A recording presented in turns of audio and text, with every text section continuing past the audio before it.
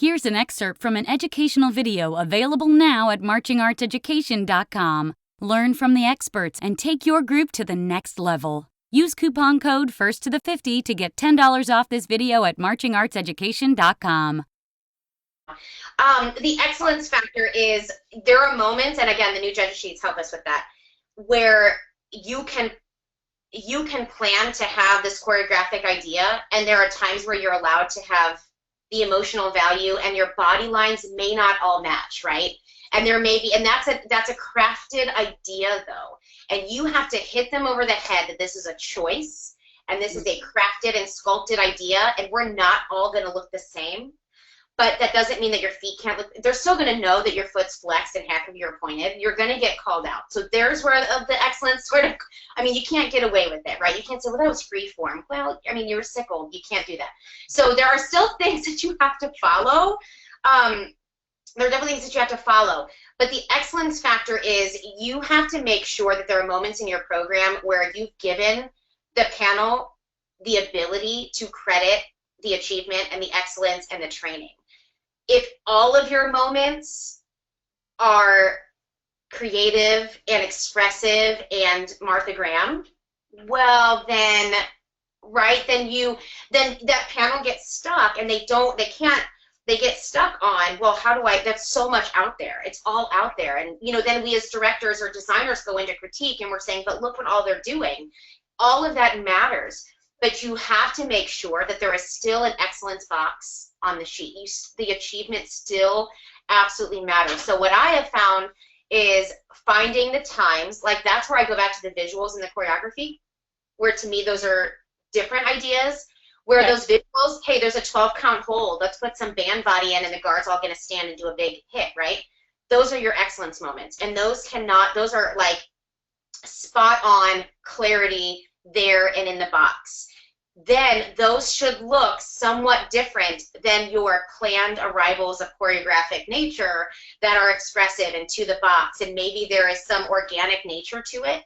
There you the organic idea, and so then that's where, when all of those organic ideas were happening and you can't do a comparison from person to person, that's okay, because you have really said this is what that moment should look like. They can't all look like that. There has to be a variety, a visual variety in what we're doing. So they can't all look like that. There has to be moments of excellence and clarity and expressive and organic nature. When you're doing all of those organic things, you should still look like all of those members came from the same rehearsal. And I say that, and it sounds like I'm joking, but I find this with myself. I found it for a long time, that you've got to hone in on, even though you have this choreographic idea that maybe we're all doing the same choreography, but there's a little bit of individuality into it. You still have to look like your training is exactly the same, and my upper body is sculpted the same, and there's a consistency and a comparability from member to member. If you give everybody the freedom to do whatever, then you just appear untrained, and it doesn't look like a fully crafted idea. So that's where the excellence thing is. It's a tough balance. Oh my goodness. It is a really tough balance. But you just, you know, now that we don't have to just go 12 to 5, 8 to 5, dot to dot, and you have this freedom, you have to be really careful that with that freedom also comes a lot of responsibility, that you have to be clear and you have to be excellent. There still has to be an achievement factor about what you're doing. Yeah, and I think that I think one of the things that I see the most as a judge when I go anywhere is you can always just tell when a band director is like, hey, everybody, for this 18 counts, you're going to scatter and you're going to look like you're swimming. Scatter, yes. And it's just like, it's slow motion, and the kids are literally like, and they think it's hysterical, and you know they think it's hysterical. One of my programs, and there's 18 counts of everybody swimming, you'll know where I got that. No, I might go. You might have just wrote some of my rehearsal notes for tomorrow. That's awesome. No, but that's a true story, though. I mean, and again, you can make those choices, but there has to be a concrete nature about what you're doing. Yeah. And this is where it gets really tricky. Is that the drum corps activity is so brilliant about this.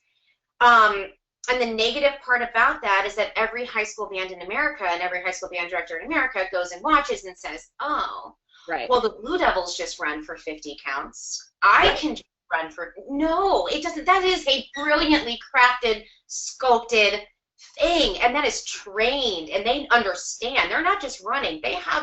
There is a reason, and they know what that reason is.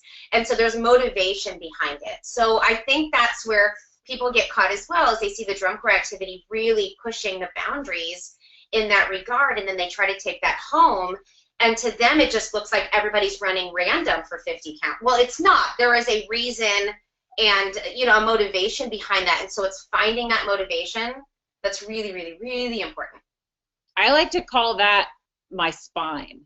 Like, it's the constant. It's the thing that keeps my tail upright. It's the thing that we're all connected to. Right. And if you take that away, that's when I get the scatter, freeform, swimming in slow motion thing, because there isn't a base. There isn't like this foundation of saying, okay, we're going to do a scatter, and I'm going to teach you 3 different things on what to do with your body. Right. And you can pick one of those 3 at 2 different times, and you leave it and then you go and you maybe work those 3 different moves, you know, 100 times during each of your warm-ups, your little band block, and then you let them go do it, and then we try it again, we come back and we do it again. Right.